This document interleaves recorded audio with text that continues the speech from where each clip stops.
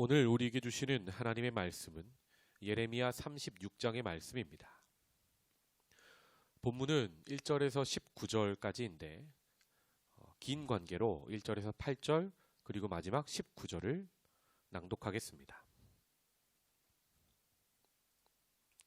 유다의 요시야 왕의 아들 여호야김 제4년에 여호와께로부터 예레미야에게 말씀이 임하니라.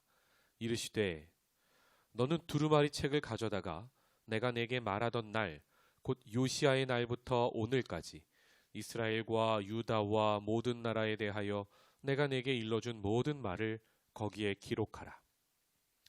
유다 가문이 내가 그들에게 내리려 한 모든 재난을 듣고 각기 악한 길에서 돌이키리니 그리하면 내가 그 악과 죄를 용서하리라 하시니라. 이에 예레미야가 네리야의 아들 바룩을 부르매 바룩이 예레미야가 불러주는 대로 여호와께서 그에게 이르신 모든 말씀을 두루마리 책에 기록하니라. 예레미야가 바룩에게 명령하여 이르되 나는 붙잡혔으므로 여호와의 집에 들어갈 수 없으니 너는 들어가서 내가 말한 대로 두루마리에 기록한 여호와의 말씀을 금식일에 여호와의 성전에 있는 백성의 귀에 낭독하고 유다 모든 성읍에서 온 자들의 귀에도 낭독하라. 그들이 여호와 앞에 기도를 드리며 각기 악한 길을 떠나리라. 여호와께서 이 백성에 대하여 선포하신 노여움과 분이 크니라. 네리야의 아들 바룩이 선지자 예레미야가 자기에게 명령한 대로 하여 여호와의 성전에서 책에 있는 여호와의 모든 말씀을 낭독하니라. 마지막 19절입니다. 이에 고관들이 바룩에게 이르되 너는 가서 예레미야와 함께 숨고 너희가 있는 곳을 사람에게 알리지 말라 하니라. 아멘. 오늘 나만 홀로 남지 않았습니다 라는 말씀의 제목으로 함께 은혜 나누겠습니다. 할렐루야, 행복한 아침입니다. 오늘도 하나님께서 주시는 말씀으로 우리가 힘을 얻고 그 은혜로 오늘 하루를 삽니다. 우리 성도님들 가정과 성도님들 직장과 우리 아이들 학교와 모든 삶의 자리 가운데에 오늘 내리는 비처럼 하나님의 은혜의 비가 내리시기를 주님의 이름으로 축복합니다. 오늘 나만 홀로 남지 않았습니다 라는 말씀의 제목으로 짧게 이 아침에 은혜 나누고자 합니다. 여러분, 신앙의 길은 때로 외롭습니다. 그래서 그 길을 좁은 길이라고 표현하기도 합니다. 지금 시대에는 그래도 예수를 그리스도로 고백하는 이 성도들의 모임, 교회가 있어서 참 감사하죠. 그런데 구약에 보면 선지자들은 참 많이 외로웠을 것 같습니다. 9세기에 활동했던 선지자 엘리야, 그가 850대 1로 갈멜산에서 전투를 끝내고 그 다음날 이세벨 여왕이 너 죽이겠다라는 한마디에 그만 모든 힘을 잃어버리고 그가 40주 40야를 호렙산으로 도망하지 않습니까? 그때 그가 하나님 앞에 했던 고백이 이겁니다. 나만 홀로 남았습니다. 그러니까 다른 게 아니라 자기 혼자 너무 영적으로 외롭다는 것입니다. 또 에스겔 선지자를 보면 그가 전하는 말씀을 얼마나 사람들이 듣지 않았던지 하나님께서 에스겔에게 이런 말씀을 하십니다. 너는 듣든지 아니 듣든지 전해라. 또 신약시대 우리 예수님께서도 이런 말씀을 하셨습니다. 여우도 자기 굴이 있고 새도 자기 집이 있지만 인자 나는 머리 둘 곳이 없다 말씀하셨습니다. 이렇게 때로 이 좁은 길 가다 보면 주변을 둘러보는데 나를 알아주는 사람 없고 나와 함께 이 길을 걷는 사람이 없는 것 같아서 외롭고 힘들 때도 있습니다. 오늘 본문에 예레미야도 그렇습니다. 감옥에 갇혀 있습니다. 오해를 받습니다. 매국노라고. 거짓 선지자라고 욕도 많이 먹었습니다. 그래서 그 별명이 눈물의 선지자이죠. 얼마나 많이 울었으면 그 별명이 눈물의 선지자이겠습니까? 사람이 살면서 언제 가장 힘드냐면 자기 말을 아무도 믿어주지 않을 때 그 인생이 정말 힘듭니다. 말이 통하지 않아 홀로 섬이 됐다고 느꼈을 때 그 사람이 굉장히 힘들어하는 것을 보게 됩니다. 그런데 오늘 본문은 그렇지 않습니다. 하나님께서는 예레미야에게 좋은 사람도 붙여 주십니다. 그 좁은 길을 하나님 말씀대로 살고 순종하는 길을 함께 걷는 사람들이 있었습니다. 첫째는 바룩입니다. 바룩은 예레미야가 한 모든 말을 기록한 사람이었습니다. 기록하라 하니까 기록하니라. 또 여호와의 전에 가서 낭독하라 하니까 낭독하니라. 말씀 그대로 따르고 순종하는 사람이 있었다는 말입니다. 예레미야가 얼마나 이 바룩의 순종하는 모습을 보며 힘과 위로를 얻었겠습니까? 또 이 바룩이 여호와의 전에서 그 말씀을 낭독할 때 그 말씀을 듣는 사람들이 나옵니다. 10절의 말씀을 보시면 서기관 그마랴라는 사람의 방에서 예레미야가 그 모든 말을 낭독했습니다. 이 또 그러니까 그마랴라는 사람이 자기 방을 내어줬다는 겁니다. 하나님 말씀을 전파할 수 있도록 자기 공간을 여는 사람이 있었다는 뜻입니다.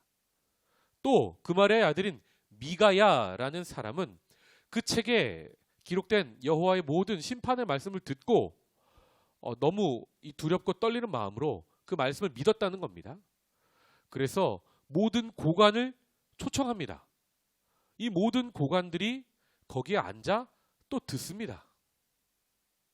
성도 여러분, 고관들 중에 대다수는 예레미야를 핍박했지만 이 모든 고관이라고 나오는데 사실은 일부 고관입니다. 일부의 고관들 중에는 예레미야의 말씀을 하나님의 말씀으로 믿고 따르는 사람도 있었다는 겁니다. 이 고관들이 무슨 행동을 합니까? 여호야김 왕에게 가서 하나님 말씀을 전하는 겁니다. 또 오늘 본문 마지막 19절에 바룩에게 이렇게 말합니다. 너는 가서 예레미야와 함께 숨어라. 너희 있는 곳을 사람에게 알리지 말아라. 이 심판의 말씀이 너무 엄준해서 이 말씀을 들으면 사람들이 예레미야를 또 잡아 죽이겠다고 할까봐 예레미야를 피신시키고 그 생명을 구하려 했던 것입니다. 우리가 전염병의 시기에 까딱 잘못하면 외로워서 마음이 어려울 때가 있습니다. 예레미야처럼 감옥에 갇혀 있다고 느낄 때가 있고 사람들과 말이 안 통한다고 느낄 때가 있습니다. 그러나 그때 기억하십시오. 나에게 말씀하시는 하나님이 계십니다. 바룩 같은 동역자도 붙여주십니다. 고관들처럼 나를 구하기 위해서 최선을 다하는 사람들이 있다는 사실입니다. 성도 여러분, 우리에게는 생명의 말씀 교회 영적인 친구들이 있습니다. 주신 친구들과 함께 이 길을 오늘도 함께 걸어갑시다. 우리는 나만 홀로 남아있지 않습니다. 우리는 함께입니다. 우리는 교회입니다. 기도하겠습니다. 하나님, 예레미야에게 바룩을 붙여주시고 예레미야에게 말씀을 듣고 순전한 마음으로 순종하며 또 그 말씀을 살아내기 위해서 몸부림치고 나라를 구하기 위해 애쓰는 고관들이 있음에 감사합니다. 또 그들이 예레미야와 바룩을 살리기 위해서 숨기는 모습도 보았습니다. 하나님, 이처럼 우리가 좁은 길, 이 신앙의 길 걸을 때에 때로 혼자 고립됐다고 느낄 때가 있지만 우리를 위하여 기도하는 사람들을 붙여주시니 감사합니다. 늘 말씀하여 주시니 감사합니다. 우리에게 영적인 친구들을 붙여주시니 감사합니다. 생명의 말씀교회 주셔서 감사합니다. 이 길을 함께 걸어가겠습니다. 오늘도 동행하여 주시옵소서. 예수님의 이름으로 기도하옵나이다. 아멘.